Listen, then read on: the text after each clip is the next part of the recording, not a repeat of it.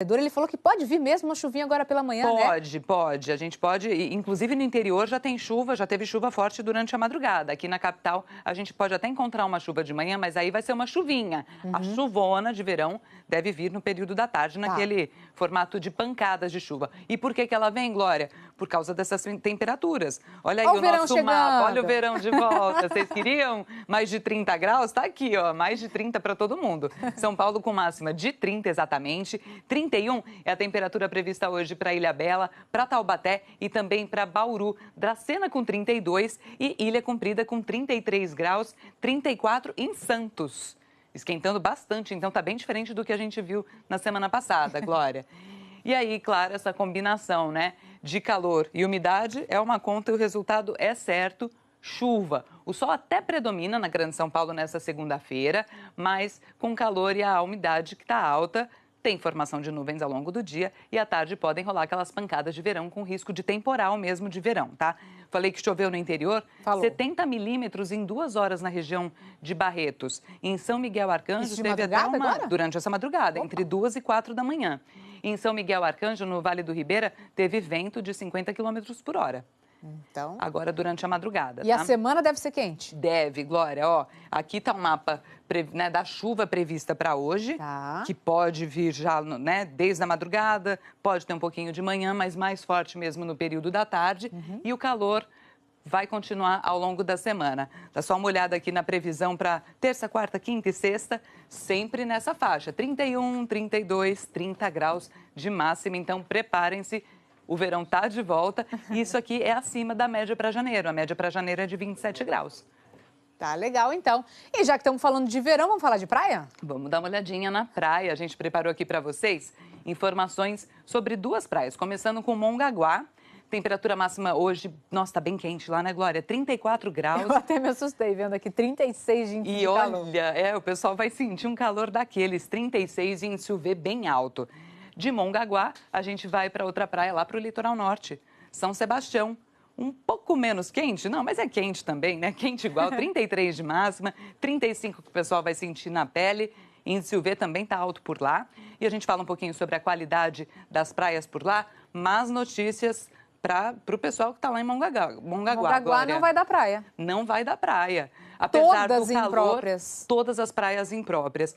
É muita gente e vai se acumulando, né? Desde o Natal, Ano Novo, a cidade muito cheia. É muito esgoto. Muito esgoto sendo despejado, a gente já sabe que dá nisso. São Sebastião tem 26 próprias, 4 impróprias, que são Preta do Norte, Porto Grande, Paúba e Boracéia. Tá legal, então. Informações importantes para a turma que vai para o litoral. É isso aí. É isso? É isso. Daqui a pouquinho eu volto, tá? Tá bom. Obrigada, viu? E logo mais aqui no Bom Dia, vamos falar sobre febre amarela. Tem reforço na vacinação em 2 cidades do estado. Vitor Bonini. Ô Glória, ó, atrás de mim tem uma funcionária agora abrindo essa UBS em São Bernardo do Campo, mas olha o tamanho da fila que já está se formando aqui. Esse pessoal veio porque a partir de hoje sobe para 750 doses, né, por semana. Já já eu volto para falar direito desse assunto, mas você já tem uma noção de quanta gente já acordou mega cedo, gente que nem dormiu para vir tomar a vacina, Glória. São 6 horas e 21 minutos e olha o tamanho da fila. A gente já volta a conversar, Vitor Bonini. Vamos trazer ainda a morte de um ciclista que foi atropelado por um ônibus no acostamento da rodoviária Anhanguera. O bate-papo esportivo com Cássio Barco. Lorinha, vocês falaram que o tempo está esquentando? Tá. O futebol também, né? Vai começar o Campeonato Paulista nessa quarta-feira. Aqui no Bom Dia São Paulo, a gente destaca um dos principais times por dia. Hoje, o Santos. Já no próximo bloco, o balanço de multas por excesso de velocidade no estado. No ano passado, a cada minuto, 10 motoristas foram multados.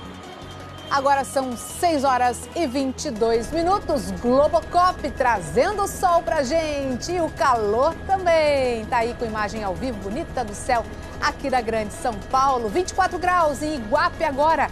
E tem recado, sabe de quem? Daquele que não aparece aqui, olha, só aparece virtualmente com a gente. Rodrigo Bocardi. Gente, essas férias não acabam nunca mais. Foi lá pro Japão, olha que chique, e mandou mais um alô pra gente. Pessoal, aqui do alto das montanhas japonesas, lembrando de vocês, olha lá, Lago Ashi lá embaixo e aqui, uau, Monte Fuji. Que paisagem, hein? Vamos dizer juntos aí? Aqui do Japão, o Bom Dia São Paulo volta já. Quinta-feira tá de volta, se Deus quiser, hein?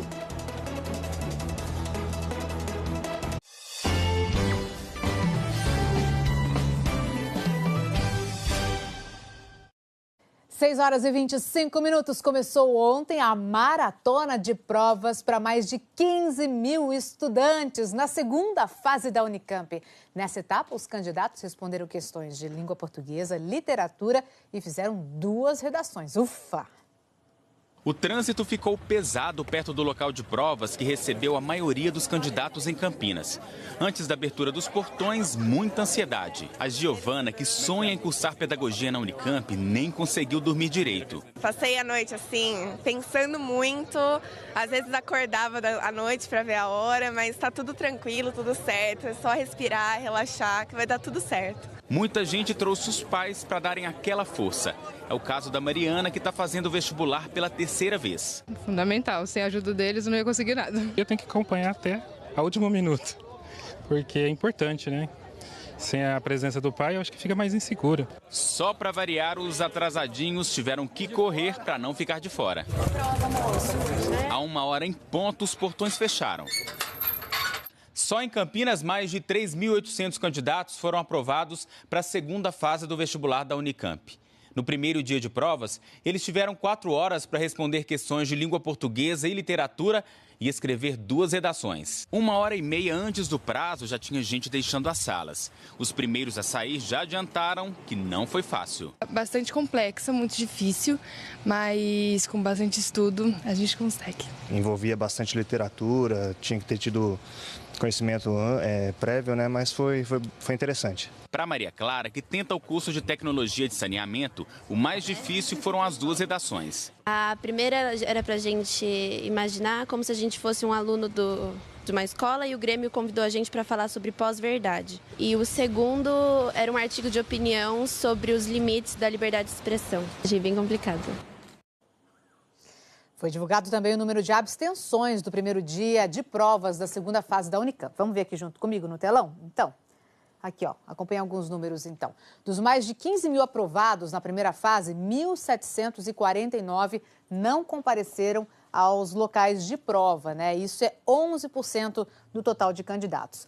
No ano passado, o número foi um pouco menor, né? 1.500 pessoas não fizeram as provas, isso foi um total de 10%.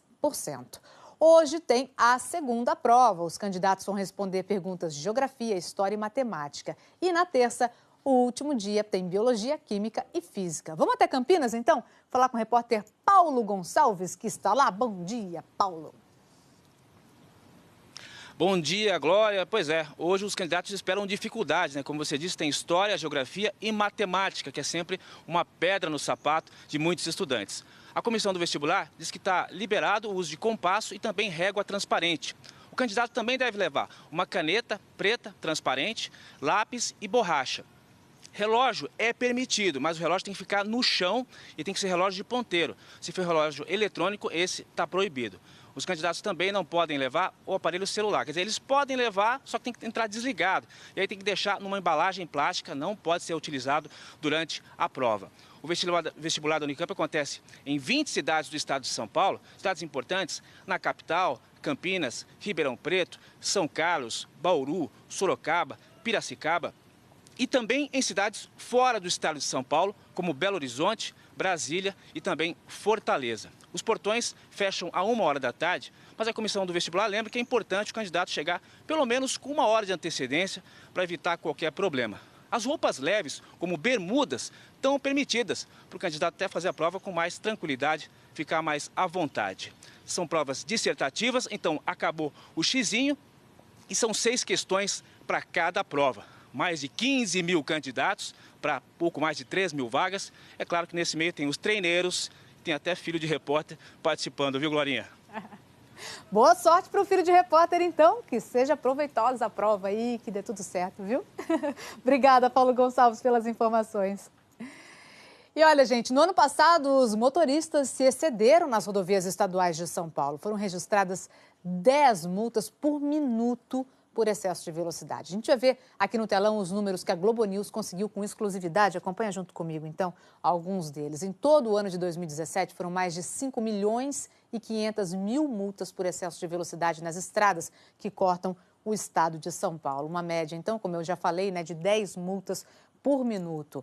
O número de multas no ano passado é 10,5% maior do que em 2016. São Paulo tem 22 mil quilômetros de estradas. Aqui na segunda tela, a gente vai ver que o número de mortes continua muito alto. Em 2017, 1.758 pessoas morreram. Em 2016, esse número foi de 1.760 mortes. E em 2015, 1.734 mortes. Então, a gente vê aí que os números não se alteraram muito, né? De 2015 até 2017, houve uma manutenção aí dos números. A Polícia Rodoviária Estadual diz que aumentou os pontos de fiscalização e, por isso, intensificou o trabalho nas rodovias. Todo mês, existe o compromisso do policiamento rodoviário. Nós fazemos uma reunião com todos os responsáveis de cada trecho de cada rodovia do estado de São Paulo, onde é analisado quais foram as principais causas de acidente. Em cima disso, são discutidas ações pontuais para justamente coibir essas ações que geraram esses acidentes fatais. Então, o policiamento rodoviário aplica ações, propõe melhorias para a engenharia e, se caso a engenharia não for suficiente, aí, junto com a engenharia, a fiscalização para que o motorista se torne mais consciente e mais educado. O presidente da Comissão de Trânsito da OAB disse que a fiscalização que existe hoje nas rodovias estaduais em São Paulo não é suficiente. A existência dos radares fotográficos e do tipo de fiscalização que não é mais presencial, dá uma sensação de que ela não está sendo fiscalizada, na medida em que eu não vejo a presença física desses agentes de trânsito, da polícia de trânsito especificamente, fazendo com que aquele indivíduo que já tem na sua ideia o ato de não respeitar as leis, entenda que ele está sendo impune porque ele não está sendo fiscalizado. O brasileiro entende que se ele não vai ser fiscalizado ou se ele tem uma chance de não ser fiscalizado, ele não vai obedecer à lei, ele corre o risco.